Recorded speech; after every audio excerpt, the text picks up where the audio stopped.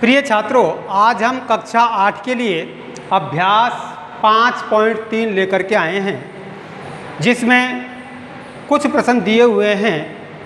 तो देखिए, पहला यहाँ प्रश्न दिया हुआ है, इन प्रयोगों में आप जो परिणाम देख सकते हैं उन्हें लिखिए।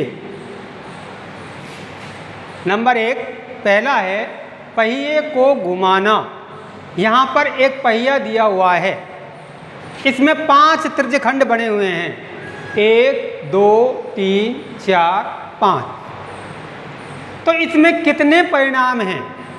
पहिए को घुमाना, पहिए को हम घुमाएंगे तो कितने परिणाम प्राप्त होंगे? तो यहाँ आपको हल करना है परिणाम, हल परिणाम।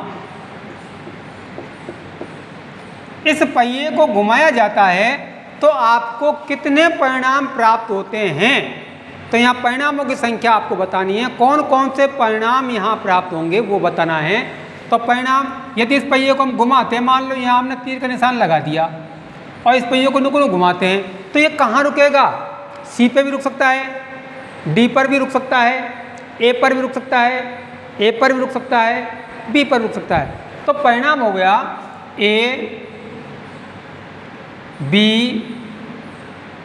सी और डी। पहिए को घुमाएंगे, पहिए को घुमाना, तो परिणाम कितने प्राप्त होंगे?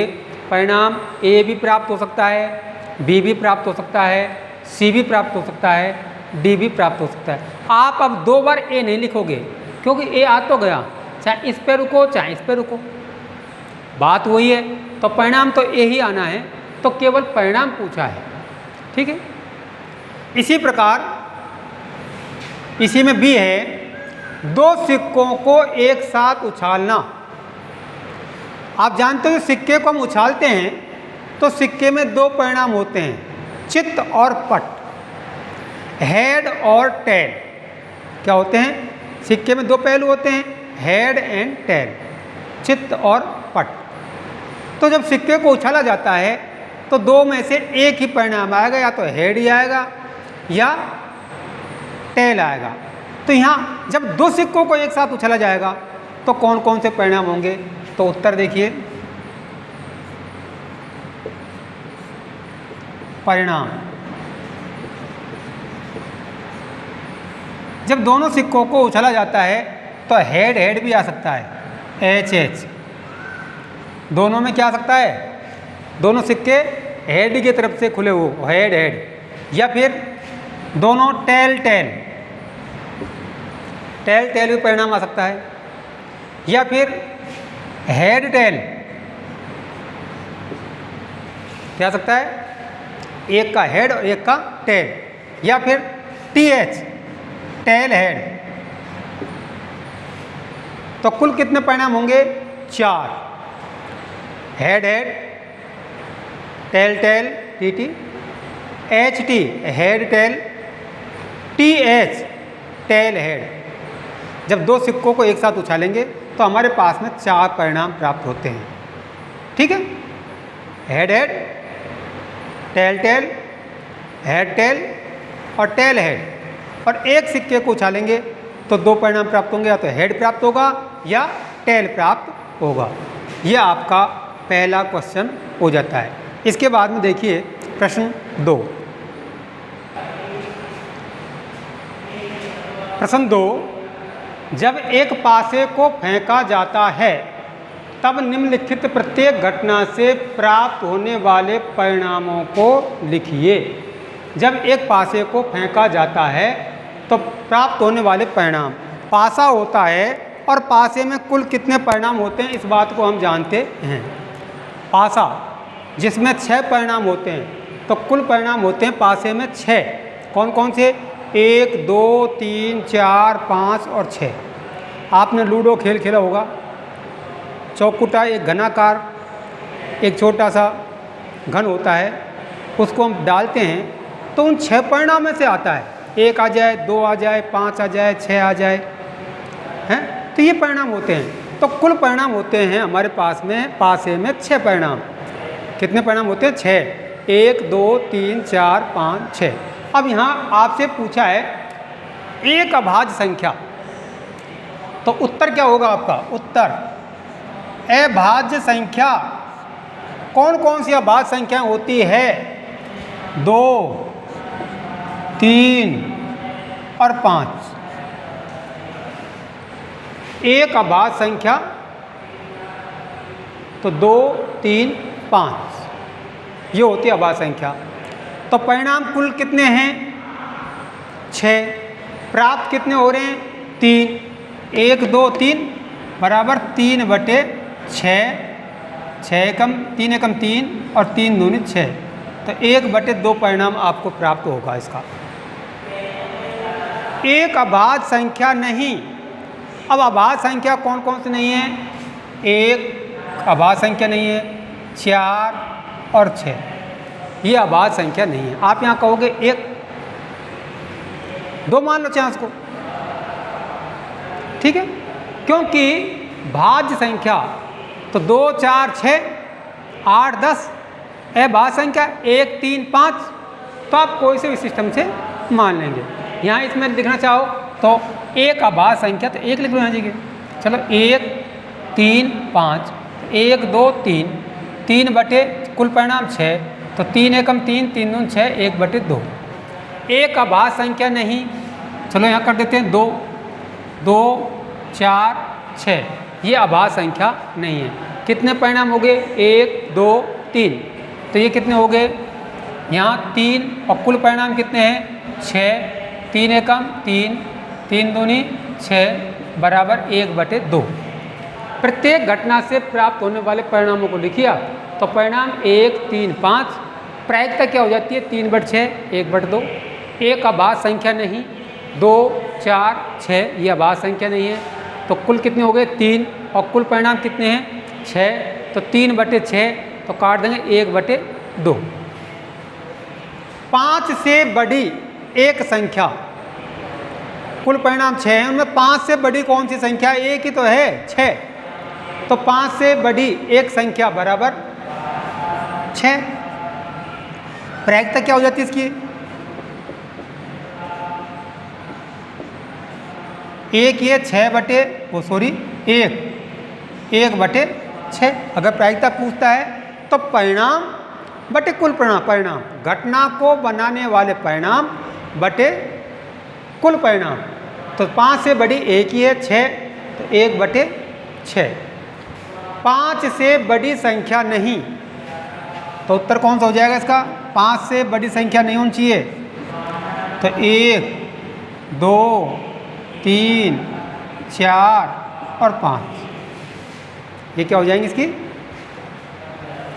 परिणाम हो जाएंगे। 1, 2, 3, 4, 5। तो कितने परिणाम हो गए ये? 5।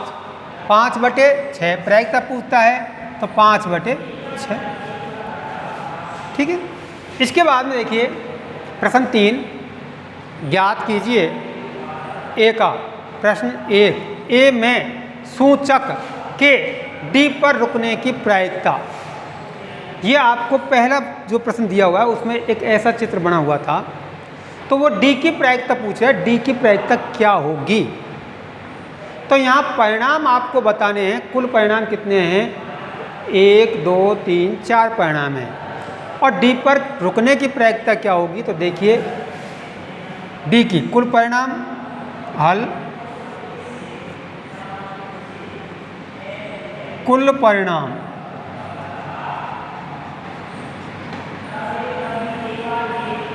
एक मिनट देखिए, तो कुल परिणाम कौन कौन से हैं? कुल परिणाम हो गए इसमें कितने हैं? 1, 2, 3, 4, 5। कुल परिणाम 5। डी पर रुकने की प्रायिकता, डी पर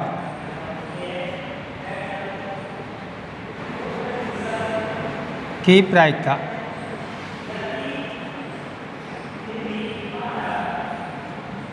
डी पर रुकने की प्रायिकता। तो डी कितने हैं इसमें? कुल परिणाम 5 है, इसमें से डी कितने हैं? 1 है, तो 1/5। घटना को बनाने वाला परिणाम कितना है? 1, यानी डी कितना है इसमें? 1, और कुल कितने हैं ये? 5, तो 1/5। इसी प्रकार अच्छी प्रकार से फेंटी हुई 52 ताशों की एक गड्डी में से एक इक्का प्राप्त करने की प्रायिकता। आपको एक इक्का प्राप्त करना है। तो ताश में कुल कितने पत्ते होते हैं? 52। 52 में इक्के कितने होते हैं? सब कोई जानता है, 4। कितने होते हैं? 52 पत्तों में से इक्के कितने हैं? 4। बेगम कितनी है? 4। गुल्लिया कितना होता है? 4। बादशाह कितने होते हैं? 4। तो यहाँ पूछा अच्छी प्रकार से फेंटी हुई 52 ताशों की एक गड्डी में से एक इक्का प्राप्त करने की प्रायिकता। तो इक्कों की संख्या कितनी है? 4। और कुल पत्ते कितने हैं? 52। तो प्रायिकता कितनी हो जाएगी? 4/52। ये कट भी जाएंगे। 4 एकम 4, 4 एकम 4, 4 तिया 12। तो प्रायिकता कितनी हो जाएगी? 1/13। अच्छी प्रकार से फेंटी हुई 52 ताशों की एक गड्डी में से एक इक्का प्राप्त करने की प्रायिकता क्या हो जाएगी? 1/13। अर्थात 13 पत्तों में एक इक्का जरूरी होगा। ठीक है, ये इसकी प्रायिकता होती है। प्रायिकता का होता है बनाने वाले घटना को बनाने वाले परिणाम बटे कुल परिणाम।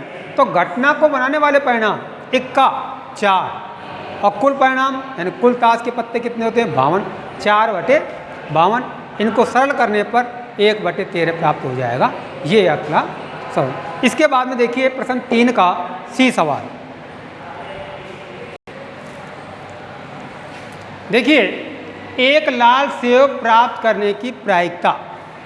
यहाँ आपको एक गोला दिया है, इसमें देखो कितने सेब हैं? 1 2 3 4 5 6 और 7 सेब हैं।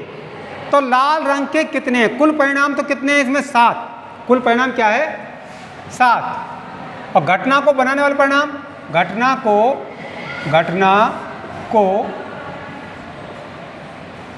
बनाने वाले परिणाम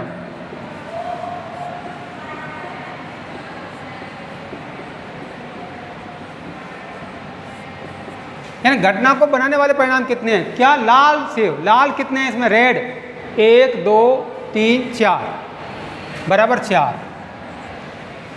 घटना को बनाने वाले परिणाम कुल परिणाम कितने हैं? कुल परिणाम यानी कुल कितने सेब हैं? ये 7। प्रायिकता क्या हो जाएगी? लाल सेब की प्रायिकता लाल सेब की।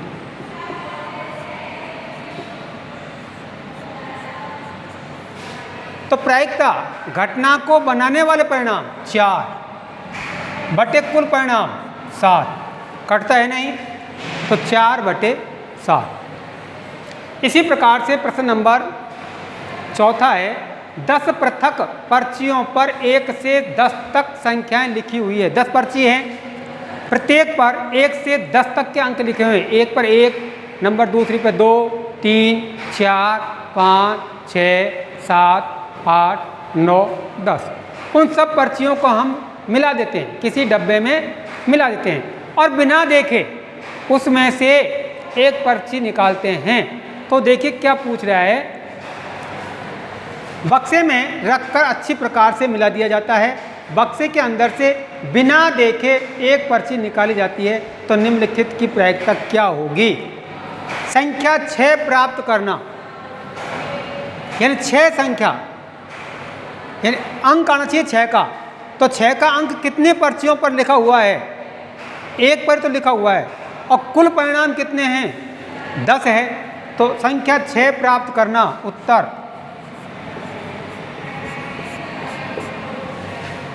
क्या होगी प्रायिकता? तो संख्या कितने पर लिखा हुआ? 6 एक पर, तो 1 बटे और कुल परिणाम कितने हैं? 10। 1/10 संख्या 6 प्राप्त करना, क्योंकि 6 एक पर लिखा हुआ है और कुल परिणाम 10 है, तो 1/10। 6 से छोटी एक संख्या प्राप्त करना। 6 से छोटी, तो 6 से छोटी, तो 6 से छोटी कौन कौन सी है? 1 2 3 4 5। तो उत्तर 1 2 3 4 5। प्रायिकता 5/10 बराबर 1/2। ये कट जाएगा, 5 एकम 5, 5 10, 1/2 प्रायिकता आ जाएगी। 6 से छोटी एक संख्या प्राप्त करने की प्रायिकता 1/2। 6 से बड़ी एक संख्या प्राप्त करना। 6 से बड़े कौन कौन से परिणाम हैं? उत्तर 7, 8, 9, 10। और परिणाम कितने हो जाए? कितनी संख्या ये? 1 2 3 4, 4 बटे कुल परिणाम 10। ये सरल हो जाता है, 2 दूनी 4 और 2 पंजो 10, 2/5 प्रायिकता हो जाएगी इसकी। कितनी हो जाएगी? 2/5। घटना को बनाने वाले परिणाम 7, 8, 9, 10, 4 है और कुल परिणाम कितने हैं? 10, 4/10। इसी प्रकार एक अंक की एक संख्या प्राप्त करना। तो एक अंक की एक संख्या प्राप्त करना, परिणाम कौन कौन से हैं? एक अंक की एक संख्या 1 2 3 4 5 6 7 8 9, ये परिणाम है। कोई सी भी संख्या आ सकती है इनमें से, एक अंक ही इस पर लिखा हुआ। तो एक अंक की एक संख्या प्राप्त करने की प्रायिकता, और प्रायिकता क्या हो जाएगी? प्रायिकता का सूत्र मैं आपको बता चुका हूँ, घटना को बनाने वाले परिणाम बटे कुल परिणाम। घटना को बनाने वाले परिणाम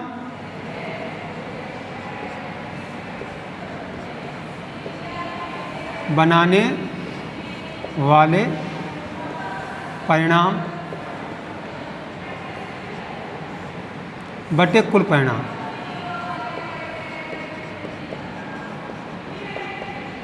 तो घटना को बनाने वाले कितने परिणाम हो गए? 9, 9/10। अब ये कटता है नहीं, तो यही आपका आंसर हो जाएगा। ये कटता नहीं है तो यही आपका आंसर हो जाएगा। ठीक है, इसके बाद में अगला प्रश्न देखते हैं आप। देखिए, यदि आपके पास 3 हरे त्रिज्यखंड, हरे 3 हल,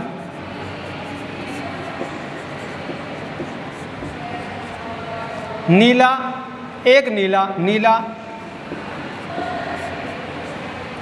और एक लाल, 3 हरे त्रिज्यखंड, एक नीला त्रिज्यखंड और एक लाल त्रिज्यखंड वाला एक घुमाने वाला पहिया है, तो एक हरा त्रिज्यखंड प्राप्त करने की प्रायिकता क्या है? हरा त्रिज्यखंड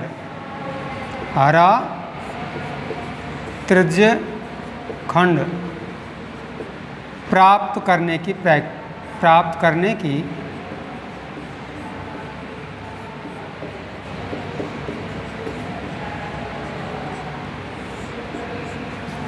हरा त्रिज्यखंड प्राप्त करने की प्रायिकता। हरा कितने हैं हमारे पास में? 3, और कुल परिणाम कितने हो गए?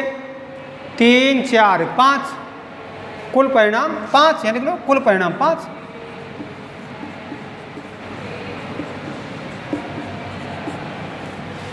तो हरा त्रिज्यखंड प्राप्त करने की प्रायिकता, तो हरे के कितने हैं? 3 बटे कुल कितने हैं? 5, तो 3/5 ये प्रायिकता होगी। ऐसा त्रिज्यखंड प्राप्त करने की प्रायिकता क्या है जो नीला न